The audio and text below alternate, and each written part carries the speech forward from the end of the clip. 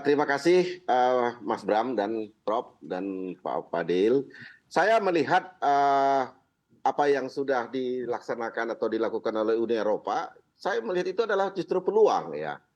Uni Eropa itu serapannya data yang saya dapat itu 2,05 juta ton. Jadi isu image yang dibangun oleh banyak orang, media dan juga pelaku pasar, seakan-akan 47 juta ton CPO Indonesia tahun 2020 itu terhukum oleh yang namanya EUDR. Kan tidak, hanya yang ke Uni Eropa. Kenapa kita harus mengatakan itu semua terdampak? Jadi kalau dikatakan itu, maka saya akan menjawab Indonesia bisa apa. Yang pertama adalah isu yang dibangun itu bahwa seakan-akan seluruh CPO Indonesia akan terdampak, itu harus kita counter, yang menjelaskan bahwa hanya ke Uni Eropa. Nah, yang kedua adalah serapan domestik ditingkatkan.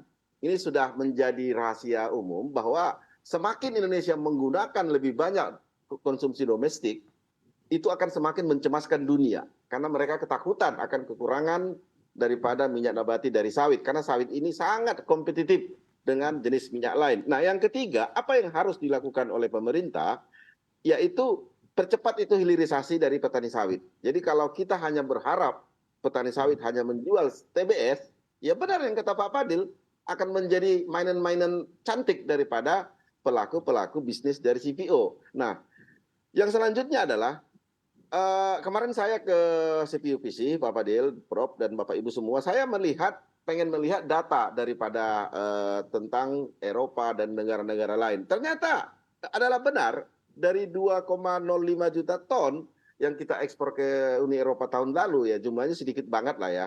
Kalau istilah kami udah belinya sedikit, cerewet lagi gitu kan.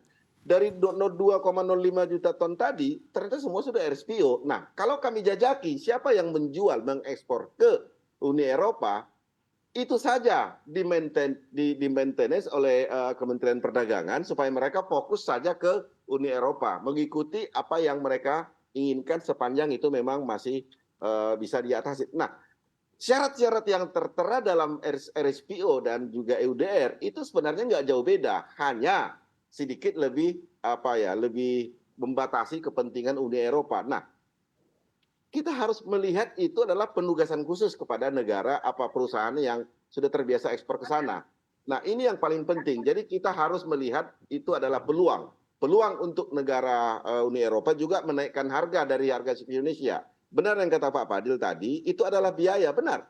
Kita jangan juga mau menjual dengan harga yang sama dengan sertifikat RSPO, tetapi juga ada biaya penambahan. Jadi kalau yang saya lihat memang itu harus segera. Nah, kaitannya kepada harga TBS petani, benar. Tetapi tidak gara-gara EUDR harga TBS petani turun, tetapi isu yang dimainkan oleh pedagang-pedagang CPO, baik itu melalui pembelian tender di KPBN maupun pembelian CPO dari PKS-PKS. Semuanya ini terdampak kepada harga TBS petani. Kalau kita lihat secara umum, semenjak isu EUDR ini 3 bulan lalu digembos-gemboskan, harga TBS petani sudah ambruk sampai dengan Rp1.000 per kilo, turun 1.000. Sekarang rata-rata itu 1.700 sampai 2.150.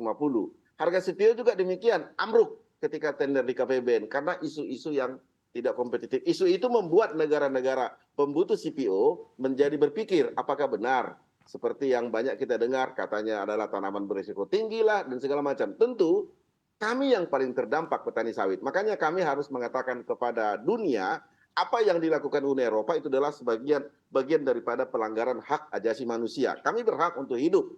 Kami juga berhak untuk sejahtera. Tidak dengan dibatas-batasi dengan isu-isu yang tidak benar.